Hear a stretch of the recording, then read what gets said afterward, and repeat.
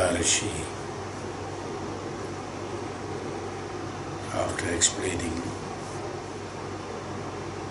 about the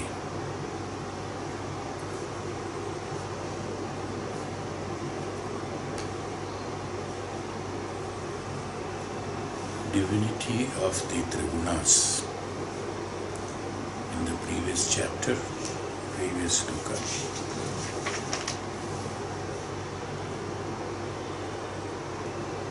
He further qualifies about this divinity of Gunas in the 19th sloka. Bhagavan says,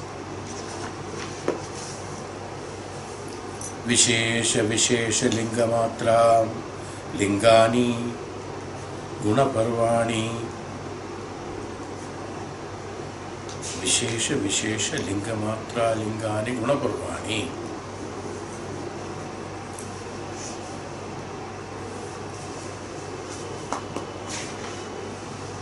First of all, I said about the divinity of the three gunas.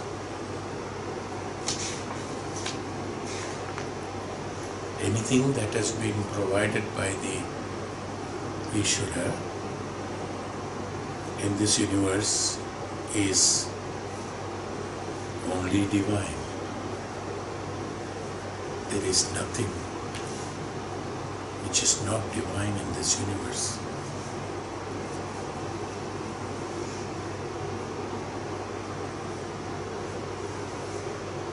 The divine means what?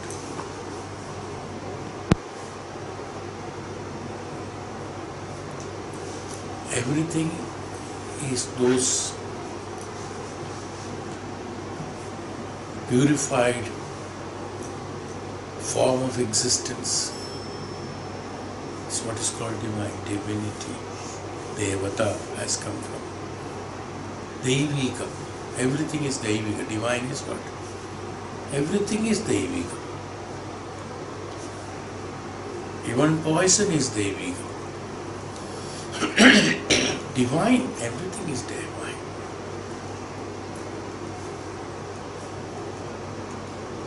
It all depends upon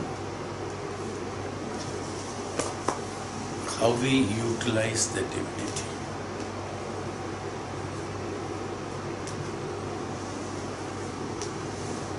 Anything that is given to you, you can use it the way you want it.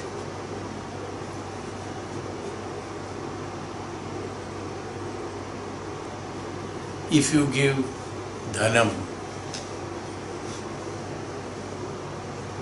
to a person who is the one who doesn't know how to spend it or use the Dhyanam for the purpose of attainment of the divinity, he will misuse them and attain Papa Phalas. Somebody who is given Dhyanam, who knows how to utilize that Dhyanam in the right way, the same Dhyanam will give him moksha and mukti. Raja, who gets the kara, that means taxes from the praja, according to Shastras, Raja should live as a saint. Raja Rishi, they call it. Every Raja should have a quality of the Rishi. Then only he has become a Raja. Rajatva. The praja should be led in the right manner towards their happiness, towards their attainment of the liberation through the right practices. Right? Raja should be the example to them. Raja should assist them. The karam, the taxes that is taken from the praja in the Rajakosha, in the treasury of Raja, is meant for the divinity of the praja.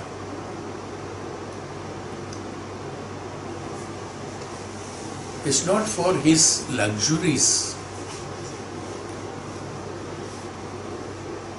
He has a basic need. He also survives on that because he is putting his time and effort for the praja to be like that. So he uses that for his survival. There are certain necessities for Raja to be there. He has to be strong. He has to be intelligent. So he has to have a ministry. Ministry is not meant for the promotion of the individuality of Raja, but promotion of the Raja. The Raja Guru is there in order to advise the Raja so that he can do the beneficial things to the Praja. So even if he is a Raja, he has to live the life of simplicity and utilize that Dhyanam for the purpose of the upliftment of the praja, not only to take care of things, making houses, making roads and making, well, that is another thing, progress of country is there. But they are all made for what purpose? There has to be a teaching from the Raja or an imposition from the Raja in a manner that people should learn how to be disciplined in order to progress themselves towards the liberation, towards the divinity. They should understand the importance of the life. Is how the praja should be brought up. That's why we always heard about Ramarajya and people used to be peaceful. There are no fights among the, what is called the right Rajya. In that Rajya, people did not have jealousy, people did not have any fights between them, all were helping each other, they lived all in brotherhood, they lived all happily, they did this, see, this is how. Nowhere it has been told that people were all rich, people were all businessmen, people were all like this. No, that explanation is not given. No, the right Rajya. What's the right Rajya? The people who lived peacefully, people who knows what is a peace, they lived peacefully. There are no atrocities, there is no theft, there is no jealousy, there is no anger, there is no enmity. You see what is that? These are qualities making a person to live in divine. Any guna that is provided, that's I'm talking about that, wealth and the Raja. Same way, when the Dhyanam comes, Vidya comes, Vidya is not for making himself to be outstanding among others and being proud of that and then telling that, look, I am the Jnani. No. The Jnani should be humble. A Jnani should be in a position to distribute the Jnanam for the benefit of others. Is called the Guna in him, that's Sato Guna in him, for the divinity of the people. That's why I said about the divine divinity of Gunas. The Guna has been provided, even though last class I explained, that it is there in the Prakriti. The Guna is in the Prakriti, that which is to be utilized for the benefit of the upliftment of the humanity or the liberation of the human towards a higher realm, towards a highest consciousness, so that they get mukti or moksha from the present way of living, is why the gunas are provided. That's why I called it as divinity of the gunas. Divine is the guna. Even tamo guna is divine. Tamo guna. Tamo guna is not that bad as we are thinking. All the gunas are required. So in every guna, these benefits are there in order to provide the divinity in a human. He should know that how these gunas are to be utilized. A man who doesn't know how to utilize the vidya, if he gets the vidya, he will utilize it for the purpose of misleading people. In our own Puranas, when you look back, you will find there were so many people who misled the humanity because they found to be authoritative in the knowledge. They found to be authoritative in the powers, so they misled the people. Atrocities were there. They brought it. Hiranyakashipu got the powers after tapasya and he said, I am the God. Misled the people, made them do wrong things. Said instead of doing puja to Vishnu, they said, okay, do puja to me. Everybody should chant Hiranyaya Namaha. Yani, he got out of tapasya, he got the vara from Ishvara, he got the strength, he got the Dhyanam. But what happened? His ahankara, this Dhyanam has turned into ahankara and misled the people towards atrocities. You understood what I am saying? That's why I said it is guna. These gunas have to be utilized in its sense, in its purpose, for the purpose. A knife is given for a particular cause. Ayudha has been made in this universe, Shastra has been made in this universe for utility of protection, not for destruction. You should keep an ayudha in case of necessity of protection of the self, not for destruction of others. But gradually what happened? An ajnani who has possession of the Shastra in him, he has utilized for the purpose of destruction of others. But a jnani who has got the ayudha in him, he used it for the protection of him and the people. A Maharshi, a Tapasvi, is the one who teaches the Shastra Vidya to the Raja princess. No? The Guru, who is a Tapasvi, who is a Jnani, who is a Rishi, he is the one who is teaching Shastra Vidya to the others. He doesn't use Shastra. No. No, it is not necessary. But he can use the Shastra. He knows the Vidya because he is teaching that. He uses the Shastra, if necessary at all, only for the protection of the self, only for the protection of the praja, for the people, for the disciples, not for any other purpose. So even Shastra, that guna of the Vidya, of Shastra Vidya, is also meant for the protection, not for destruction. Any Vidya is meant for the protection. Any guna has been provided, whether it is Sato guna, Rajo guna or Tamo guna. All the gunas are provided for this. Utility of them are meant for the progress of the individual. Progress in the sense, what is progress? How can you call I have explained about the progress and regress in the previous classes some time back, where you get the quality of liberation. What is the progress? From today, from a human, he becomes a devata, that's called progress. From a human, he becomes an asura, it's not called as progress. That's not progress. The transformation, we call always about the transformation. The formation of the present has to be transformed into the utility of the devata, not as asura. From manushya to asura, asuric vidya is not transformation. It is not called as transformation in the language. Whenever we know what is transformation, we go into the formation of trance. That present formation is in a trance, and then go into a formation that which is not the one which is the present, which goes to beyond the qualities of that, and above the qualities of that is called the transformation. Transforming is also known as no formation. It's going trans, that means formation is there now.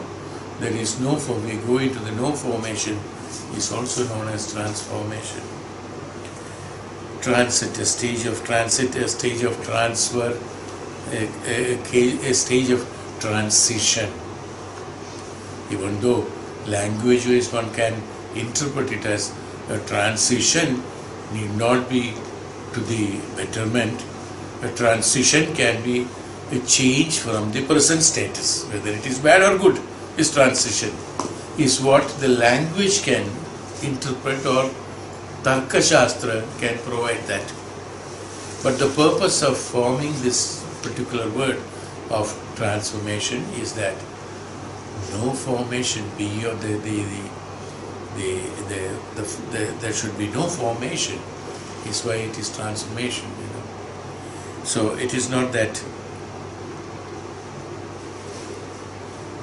changing the form from one to the other form is not transformation. When it comes to that, and an argument, okay, in Tarka Shastra also, when somebody says it is from one form, from one status to any other changes is a transformation. Transition. A transition should be, suppose something is changed into the worst condition. Even though it is also transition, but what happens is that it is not an acceptable transition. When it is an acceptable transition, then only we will call it as a transition. Otherwise, we call it as a destruction. Even though it is a transition, but it is a destruction. A destruction from the present form to an inferior form is called a destruction. A transition from the present form to a superior form is called transition. It's called promotion. So we cannot, change the form. A transformation should not be meant for the destruction. It is meant for the promotion. This is called promoting. Promoting means a higher degree of the present status. Suppose there is a particular guna, it changes into a higher proposition, we call it as a higher degree of change. When it lowers down, then we don't call it as a change. A higher degree of proposition has to be there. In a human quality, if he remains the same, from the birth to the death, his character is same, his habits are same, his behavioral pattern is same, it is not known as a transition. It is not known as a progress. Even though the age may increase, but the character is same, the gunas are same, he is not changing at all in any manner, or he is changing towards the worst. That is not known as for the promotion. That is not promoting oneself. Along with the age, that's why we say that, people who grow old, they gain more experience of the world. They have got better experience of the world, so they can tell you better advices. They can give you better advices based on their experience of living. A person who has been living in this world, even though he might have committed a lot of mistakes, or came across a lot of difficulties and problems, and he did not himself promote himself to a certain stage, he also can give us an advice based on his experience of previous life. This is what I did and I failed. At least you don't do that. This much he can say. This is a promotion. That realization through the age, what happened? From that state, now even if he says that, what happened? From the previous status, he has promoted himself. He realized and recognized what I had been doing all these years was absolutely wrong. That realization itself is a promotion. So some people, through the experiences, they gain this knowledge and promote themselves. The others learn how to live and then promote themselves. There are various kinds. That is why I called the Gunas are divine, even though the Gunas are to be discarded at one point of time, because they are only instruments. As I told you, it's only a string to control the kite. Why do you want to control the kite? Question will come. Gunas are provided, freedom is provided, object is provided, and the string is also provided. The human character is always to control that which is not in his possession. He tried to possess that what is not possible to possess, with which he learns that it is not necessary to possess that. To learn that, this guna is necessary. And if these gunas are understood in the manner in which it is divinity, it is divine, then the utility of the guna will be totally different. A kite, if I want to control to make me happy and for my physical, mental pleasure, it is a vasana. That I get a satisfaction, I get an ego, that I am able to control the kite through my gunas. I utilize the guna only for the purpose of swartha bhava. I am just telling a kite as an example. Anything we are controlling with a string, that's called a string. String, whether it is known string, physical string or mental string, whatever it is. Any string that you are using for the purpose of controlling it for the benefit of you, by controlling the kite, what you are achieving? Only increasing your ego that I am able to do that. See, that's all, nothing else. A string, you are using a string in order to that. What is a string? The ego, the string of the ego is being utilized in order to control that which is not necessary to be controlled. But you would like to control something which is not necessary in order to satisfy you in the swartha bhava, to achieve the satisfaction in you, to attain the personal, individual, swartha, pleasures and happiness. The guna that is used in divine, he would like to leave the rope. Gunatita, we come to the Gunatita. He leaves the string and the kite flies off, and he looks at it. He enjoys it, no doubt about it. Earlier also he enjoyed the flying of kite with a tinge of ego in it, that I am the one who is flying the kite. Because I got the string in my hand, I am the one who can control the kite and make it fly. Is that ego that makes you satisfied, that is one satisfied. This is called a materialistic satisfaction, and utilizing the guna not in the manner of divinity. Okay. Now I leave the kite to fly, and it's flying. I enjoy it. Earlier also I enjoyed it.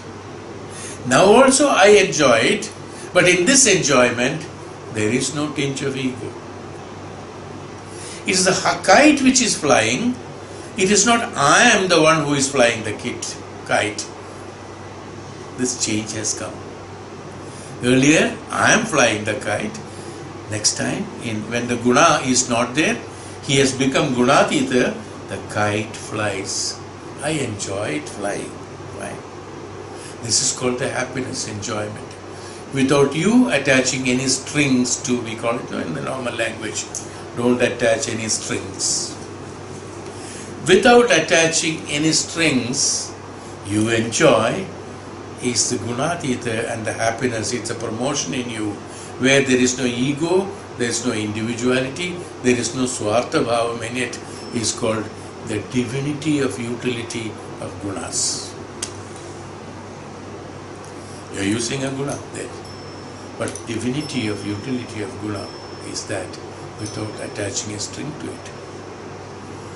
I am loving them, I am giving them, I am doing this, I am creating that, I am the one who is the fulcrum of this. You see, these are all because of me this happiness has been. I have made them happy. You see, I gave them so they become happy because of me. We have all this. Even though words may be different, but this makes you, any happiness that is happening in this world or any incidents that is happening in this world, we connect it with a string to us. It may be satoguna, the string may be satoguna, it may be rajoguna or tamoguna. All are three different strings, that's all. These strings make you, you think that these are only gunas and you are attaching these strings with you only for the purpose of, because of egoistic satisfaction comes in that you do not get satisfied, only your ego gets satisfied. How do I say that, you may ask me? It's a very deep study one has to make. These are subjects which has to be studied properly.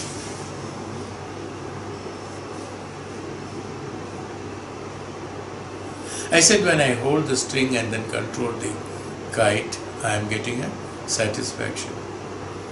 Who gets the satisfaction? Ego gets the satisfaction. Ahankara gets the satisfaction. I am the one who is doing it, even though it is absolutely not in your capacity to control the kite. Do you know that?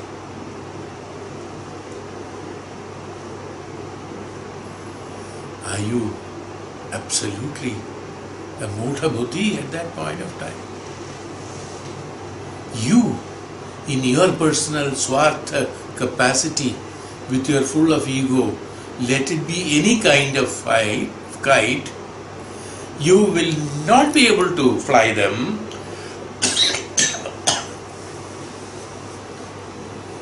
when there is no breeze or wind. Can you? In this room you try to fly a kite.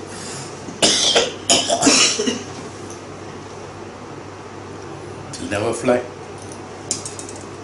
What happens?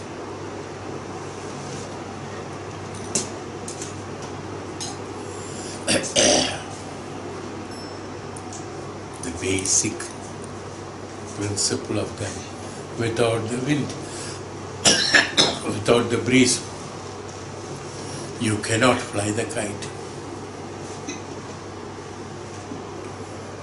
Basically, it is something else which is flying the kite. You are taking it into a particular track. Like a rail moves on the tracks because the wheels have been designed accordingly to move in a track. Same way, for your satisfaction, for your egoistic satisfaction, you wanted that the kite should fly in a particular track. That means at a particular height and with a particular pressure. So what happens? When the wind is blowing, you create a resistance to the wind by pulling the string once in a while. Create a resistance to that. So in that resistance, what happened? The kite, at whichever position it is there, it is stationary there and trying to fly there, because each time it is trying to fly along with the wind, you are holding it back. What's happening actually? How you are flying the kite? The kite would like to fly in the direction of the wind blowing. You are resisting it. Understood what I am saying? Could you get it scientifically, or could you get it Vedantically? That which something wants to move by itself, with the nature, and naturally you are creating a resistance by pulling it towards you for your pleasure, is called you are flying the kite. In the life, this is what is happening. You think you are pulling the string, that is why the other things are moving. Other things are functioning. The other things will function better when you are not pulling it. You are pulling it only for your purpose of what? Swartha bhava. That's meant for the personal satisfaction, what we call it. The satisfaction comes only to satisfaction of mind, they said somebody. Satisfaction is itself is good enough. Satisfaction of the mind is qualifying. That is not necessary, no. It is not the hand who is getting satisfied by pulling the string. It's not the eyes who is getting satisfied. It's not getting the ear satisfied. Who is getting satisfied at last? At last we call it as mind because we do not know. There is a big agent in the mind who is sitting there pretending to be the mind, who is known as ego or ahankara. He is the one who is getting satisfied.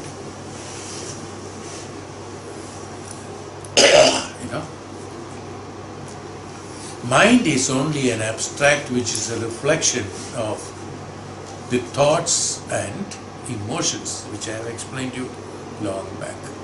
Now, what's a mind? Mind is a combination of thoughts and emotions which is based on the previous experiences, karma bhalas, it is there. So it doesn't have anything else than that. Then who is satisfied? It's the ego who is satisfied. You understood now?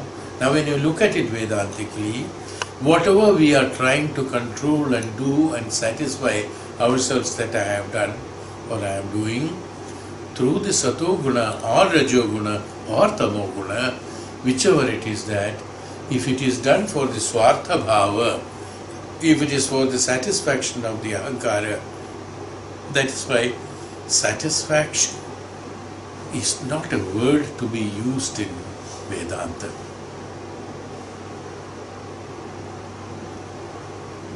I am satisfied is a very selfish,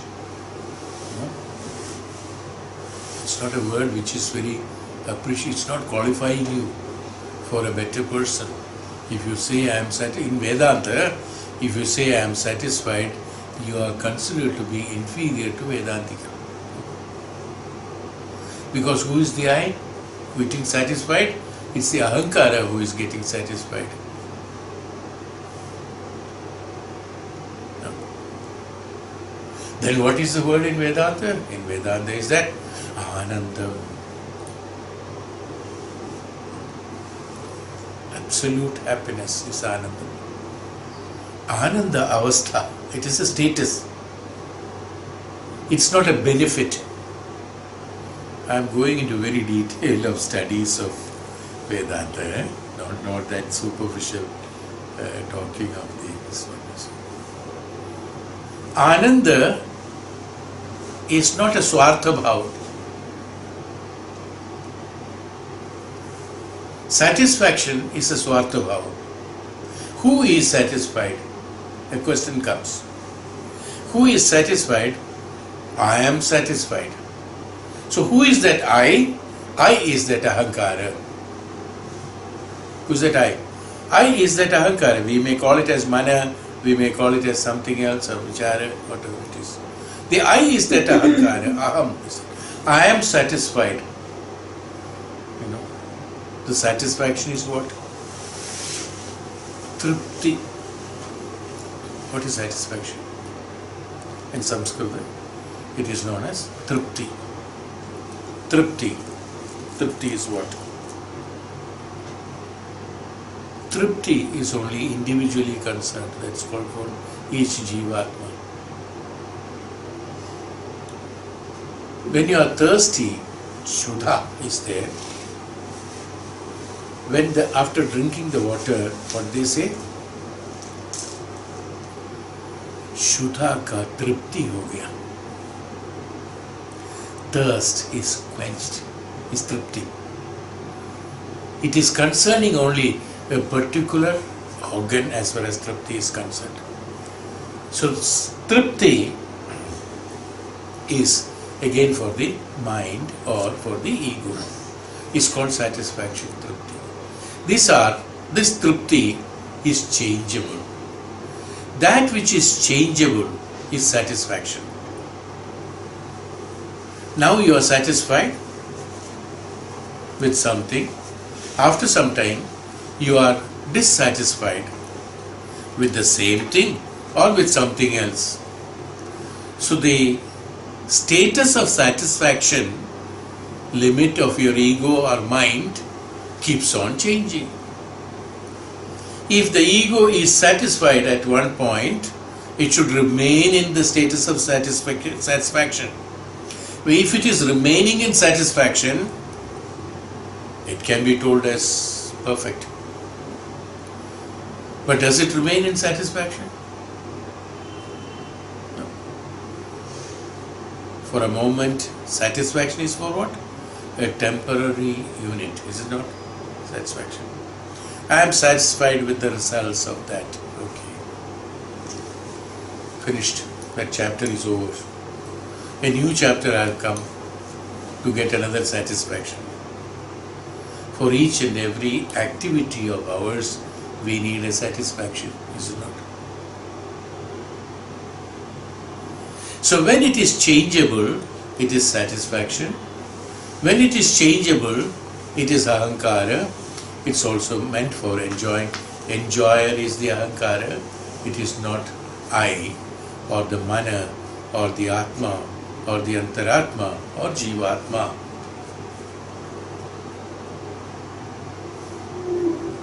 Whereas status of ananda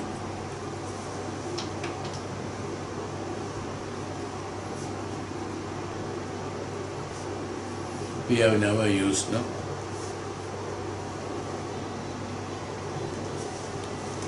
I am in Ananda.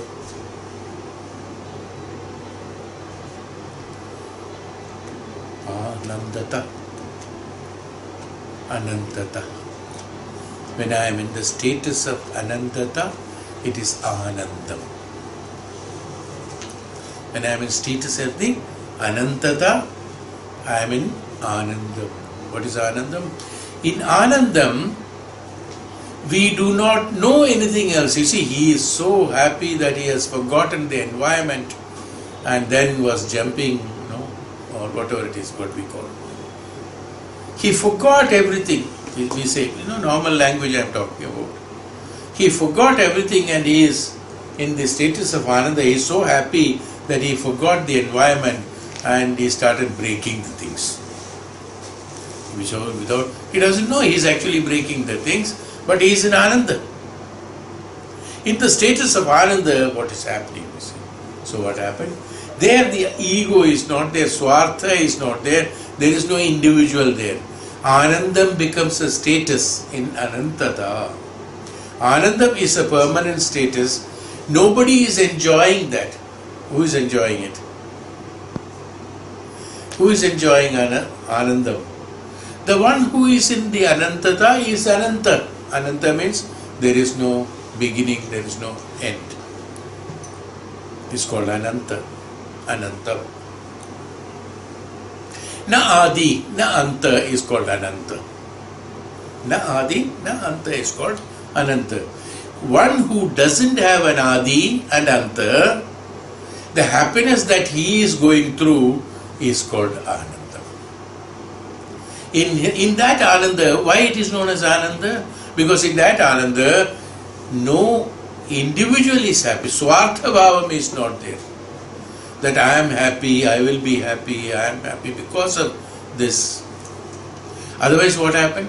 For you to be satisfied or be pleasurable, I am happy because of this, I am pleased because of this. I am satisfied because of this. There has to be a karana for that. When there is a karana and then you have got a result out of it as satisfaction or happiness, is not the ananda. It is because of there is a cause and effect process. When there is a cause and effect process, it is not ananda, it is satisfaction or pleasure. I love my child. What is it? Is it ananda or is it pleasure? Is it satisfaction? My child loves me. I'm just telling the most vulnerable situation. All other material, we can always say, okay, doesn't matter, even if it goes, it's okay. My child loves me.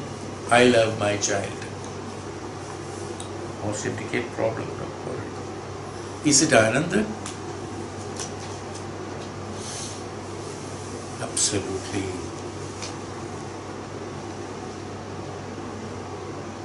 What? Satisfaction. It is your perception. Why did I say that?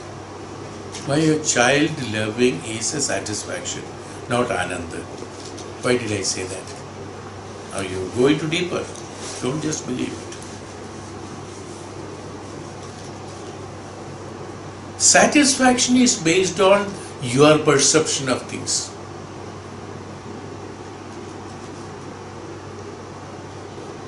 Ananda is a status beyond your perception.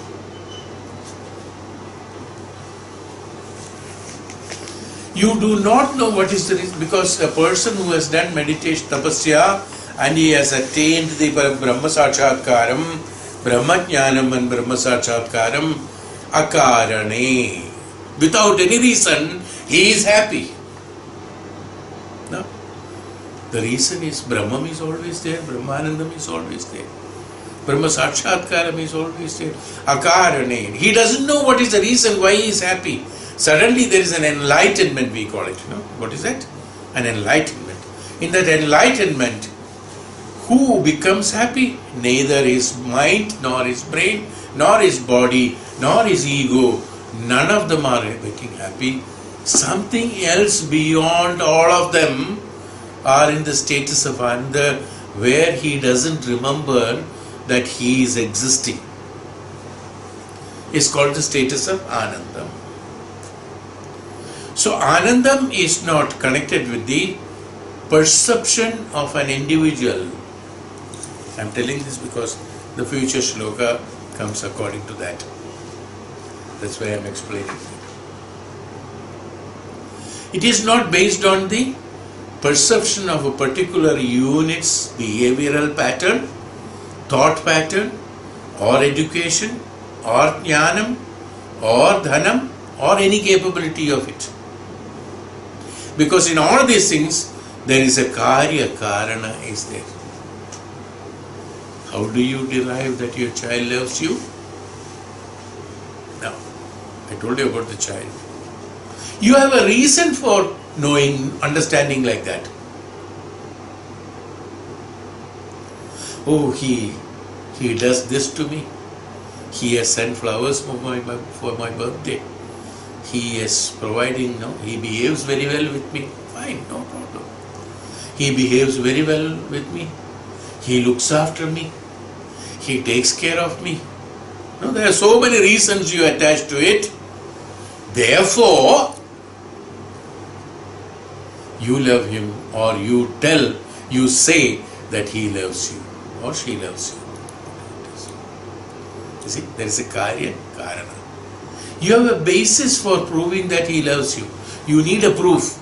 Your mind needs a proof that he or she loves you. Your emotion needs a proof. Your ahankara needs a proof. When you have a proof, then it is there. The same child. We are listening to so many people, not our own self, but so many people we are listening, that they had been very good and all that, and one fine, you have heard, there are so many serials have come nowadays based on that. movies have come. They have become very big people. Parents have taught, educated them. They got good jobs, or they are in good business, or they are good position in the government, and they have become big. And they are the people who would like to leave their parents in old age home and sell their ancestral house and take that money also. You have heard these stories? No, I am not joking today. Today in Kali Yuga we can, I think it is very common. And we have accepted it today. Now what to do? That's the way it is, we are saying. No? That's the way it is. Then what happened? The Karya Karana is gone. Now the satisfaction of you and your perception of you that your child is loving you is gone. Then what happens? There is another Karya Karana has come.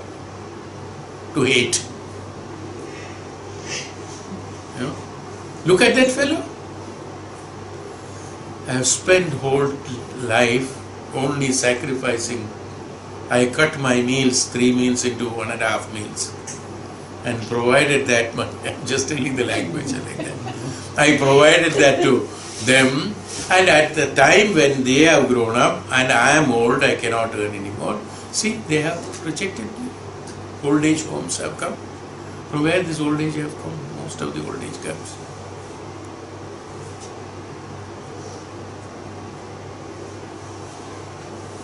The Karya Karana of the child is loving you has converted in the Karya Karana of the child is hating you. Both are Swartha. What I am saying that? I am not differentiating. Both are Swartha. Both you are trying to hold the Guna as a string, using as a string to find against the force for your own enjoyment. This Vedantic studies. Don't go into emotional studies. Emotions have no basis. Emotions have no basis, no qualification, no status, no statistics. Nothing is there. There are no mathematics in that. They are all not factuals, no? They are temporary, depending upon from time to time. Okay, na? Hawa ka joke. What is that? Aya aur chala gaya. Emotion abhi aaya, abhi I love, and tomorrow I don't love. It is changeable. No? So what happened? They are temporary. What are you using? Even though you have got a guna of understanding the love, you concentrated the love only for your individual Swartha Bhavam. The divinity of the guna has been utilized for what? For a selfish motive is called the guna being utilized not for divinity but for destruction. Why the love has been provided to you? In order to grow. That's called the universal love. The love has to be properly extended. The same child to whom you think, you perceive, or you confirm, or you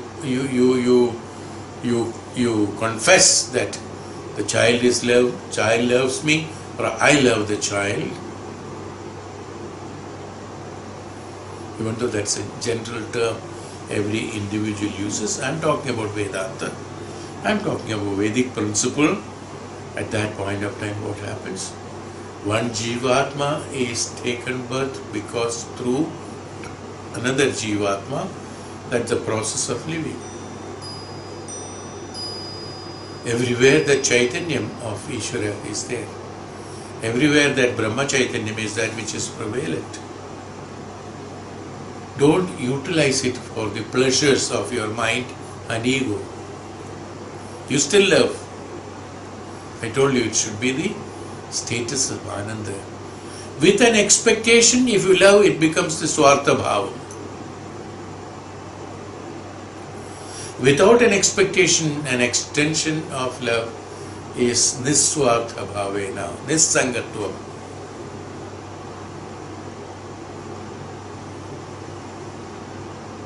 Where, what is the difference between these two? I'm just going into very deep studies of that. What's the difference between it? Here you are identifying your child.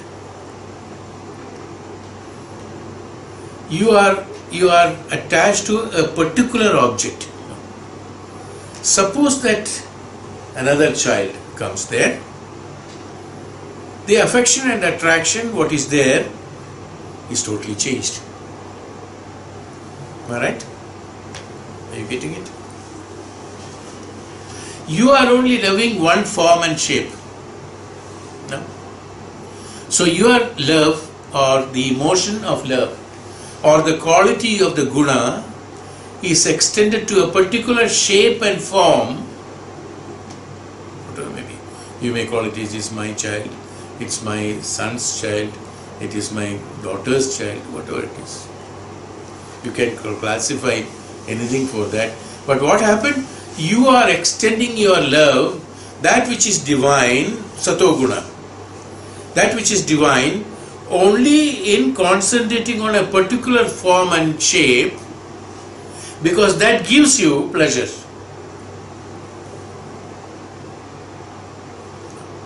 You are deriving a benefit out of it.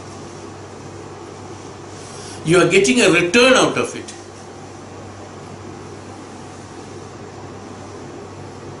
And you very well know, or your ego knows, if I extend the same love and compassion, what I am extending to my grandchild or my child, to another grandchild, another child, I will not get that return to me, is why my love is not allowing me to flow that love towards him as I am flowing it to him. Here I got a personal benefit. The swartha bhava is there. Technically identifying the love. But what happened in this case? What have you done? The divinity of satoguna, the love that has been given to you, has been misused here and extensively used here. Both are misused. Giving a child too much of milk is also bad. Too less milk is also bad. So when you extend too much here because of your expectation, here nothing because it is different form and shape, and too much of love that has been projected here against the principle of divinity, satoguna, it has become rajoguna. What happened here? It has become the same divine. I told you why did I say all these things? Divine. The gunas are divine, I said. The guna of love that has been given to you is divine. When it is used for swartha bhava and you are deriving a benefit out of it, it becomes rajoguna instead of satoguna. And not looking at the other grandchild, oh, he is Sharma's grandchild. Okay. You are loving him also, he is a child. No, we don't get the child. कौन है वो? शर्मा's grandchild. उसको भी एक chocolate दे दो. उसको भी एक चॉकलेट दे दो. Am I right? Yeah. You understood the difference? I'm just classifying it. उसको भी एक चॉकलेट दो. What happened? Tamo guna. The same guna has been divided into rajo and tamo. Where is the satoguna? Satoguna is love. But when you meditate and when you go into tapasya, you see the Brahman and you experience the Brahman, experience the God. The love is used in satoguna. It's called the universal love. Where there is no swartha bhava is there, any deriving any benefit out of it is not there. You are extending it. There is no deriving. Here, I derive a benefit out of it. Through rajoguna, through tamoguna I derive benefits out of it. Now you see, is the gunas are divine or not? Even the tamoguna is divine. All the divinity is there in the guna. The purpose of providing guna is with high divinity, because a Purusha or a Brahman cannot project anything other than gunas, other than divinity. A divine source cannot project anything other than divinity. That's why I said Sato, Rajo, Tamo, all are divine, all are necessary. Is why the gunas are called as divine. When the gunas are utilized through the process of divinity, you go beyond gunadita. That's all. Then the utility of the guna is no more necessary. Utility of guna or Sato, Rajo and Tamo has been provided to you. Gunas have been provided to you as an instrument for your egoistic mind to analyze them, understand them and overcome that, being an instrument. You understood the division of how we divide that divinity into various parts of Tamo, Sato, Rajo and Tamo Guna. Even though it is, where is the Tamo Guna comes from? From the divinity of Sato Guna. Where is the Rajo Guna comes from? Divinity of Sato Guna. Where Sato Guna comes? From the divine source. Now, after realizing they are the gunas that is meant for me, I do not need the string to enjoy the kite flying. We become gunadita. Cut the string, kite flies, enjoy it. Let the kite fly. Kite is the one which is flying. It's kite's capacity or the aid which is making the kite fly, its capacity. It is not your capacity. The kite being flied. When you attach a string to it, it becomes your capacity. I am flying the kite. Understood?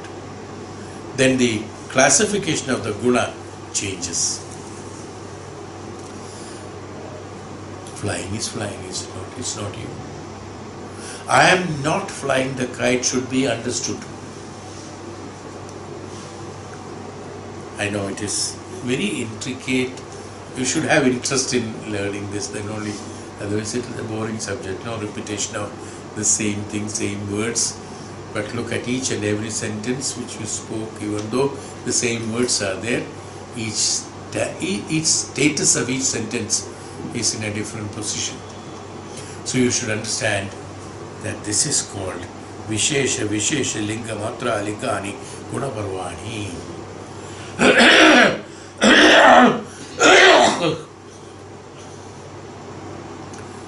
The states of three gunas are gross, fine, manifest and unmanifest. That's what we explained. It's gross, it's fine. The three Vishesha, Linga, Matra Likani.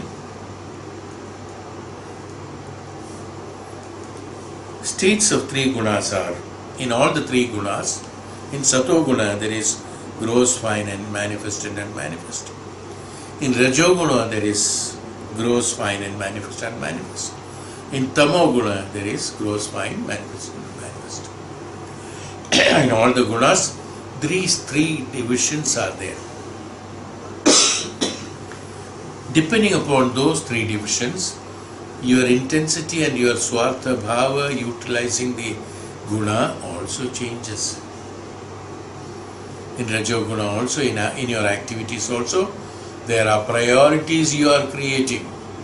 Some of them are very important to you, some of them are medium important to you, some of them are very less important to you. In karma when it happens. So, gross, fine, manifest and manifest. These three classifications are there in all the three gunas. When you have got Satoguna and a good Sadbhavana, Sadbhavana or Sadbhava. When we are praying to the God, the Sadbhava is different. When we are giving respect to the Guru, the Sadbhava is different. When we are respecting elders, the Sadbhava is different. All are Sadbhava. Gross, fine, subtle, manifest and unmanifest. Bhavana is manifest and unmanifest. We are creating respect to elders. It is a manifest. Subtle bhava, it is manifest. It's gross or it can be fine, subtle. Manifest is that which is done through the manifest. Unmanifest never happens. It's only in the spiritual it happens, unmanifest.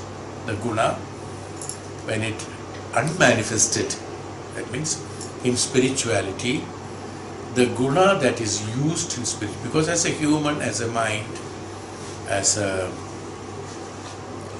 jivatma, for him to transform himself into a status of gunadita, where he gains the status of the higher consciousness, he has to leave the lower consciousness away.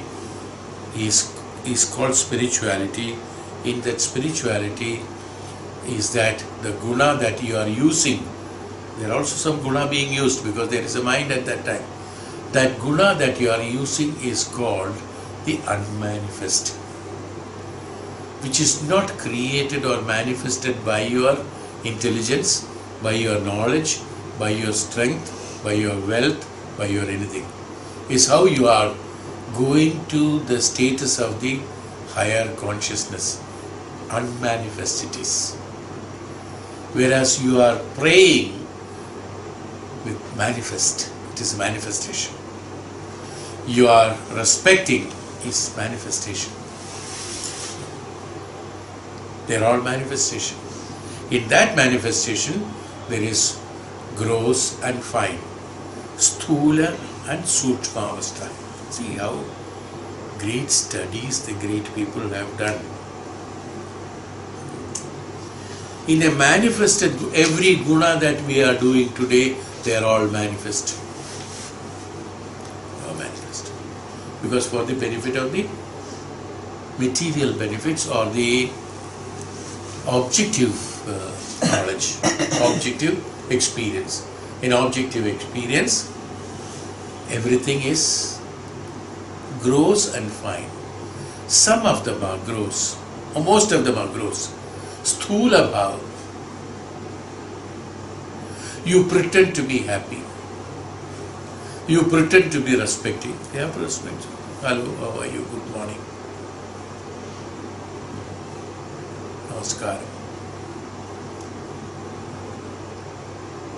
What is that? Sthula bhava. Just take nothing happens, We have seen each other. Greeting is good. It's a good habit, good character. It's good guna in you, satoguna in you. In that satoguna, this general appearance, general projection, general decency, general everything is called now. That's called now. Where to smile, like a hostess has to smile whether she likes or not. She might be wanting a coffee at that time, but unless these passengers all inside and they all seated, and she can go and hide one sip of coffee, till then she has that impression in the mind. But what happens, whether she wants a coffee or not, she has to keep on smiling till the people, she has to greet, she is supposed to, even though nowadays many are not smiling. It's very unfortunate. Okay, one has to smile now. This is the sthula bhava, the formal.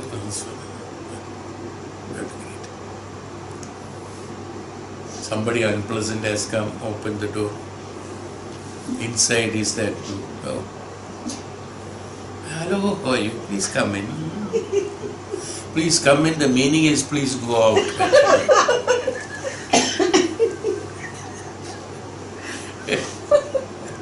Please go. What happens? Sthula bhav. That's called the gross in the Guna in one of them. Sthula bhav. That means an external appearance that to be okay. So fine.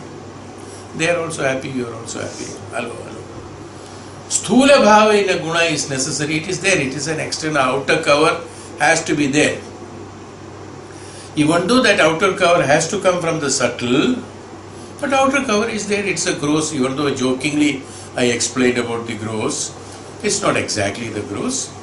The gross is the gross. That means sthula bhava is a projection of the sukshma bhava. Actually, it is like that. It's not a pretension. Actually, it is a sthula bhava. Is a form of the fine. Fine is the sukshma bhava. In sukshmata it is there. Really, you want it. Honestly, you would like to have it. That's called the sukshma bhava of the guna.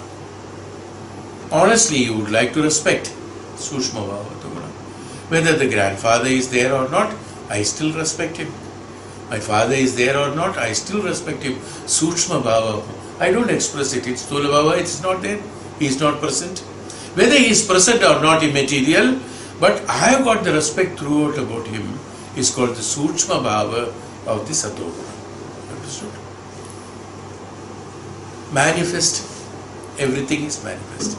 Even that sukshma bhava is also manifest. Because the father is there, I am the son, so I respect him, is manifest. It's manifest. Because I got a swartha bhava in it. He is my father. I got a swartha bhava in it. So I respect him. Even though it is fine, it is subtle, it is good, it is honest, everything, but it is manifest. Alright, are you getting it? It's manifested. Everything that is there in the external world or objective world, they are all manifest. That is meant for what? Is manifest not necessary then? No, manifest is necessary. Why this division has been given? To make us understand that even though it is sato, it is rajo or it is tamoguna, it has got a manifestation, and in the manifestation there is a sthula bhava and sukshma bhava. There has to be sukshma bhava, then only the sthula bhava can be projected. Not exactly as I told you about the, that was a joke though, that pretension of laugh, smile or something like that. But it has to be there in the sukshma bhava. We are talking about what is there, not what is not there. Pretension is that which is not there. So I was just joking about it. Pretension means that which is not there in the sukshma bhava, only an externality, that's all, which doesn't exist at all. No, that's called sthula bhava. I mean, that's called the pretension. I'm not talking about pretension, even though jokingly said. The sthula bhava is that the is created from the sukshma bhava, actually. That's why it is known as sthulata. What is sthulata? Sthulata is that expanded version of the sukshmata. What is that?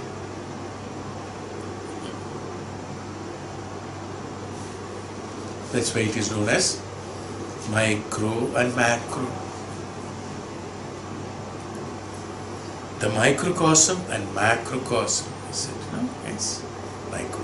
From the microcosm only the macrocosm, or from macrocosm only microcosm, they are very much related to Sukshma. Veshti and Samashti, is it? The three qualities pervade all of nature. All the three qualities are of nature. Gross, fine, manifest or unmanifest. All from the nature, from the Prakriti, as the Gunas are from the nature, naturally from the Prakriti. Whether in the elements of the earth or in the subtler matter, here earth is telling gross. Whether in the elements of the earth is that gross form, or in the subtler matters, sukshma bhavam of that, of manifest is that which is of mind, unmanifest is that which is of spirit. You got it? This is how it has been classified. They are the divisions of these.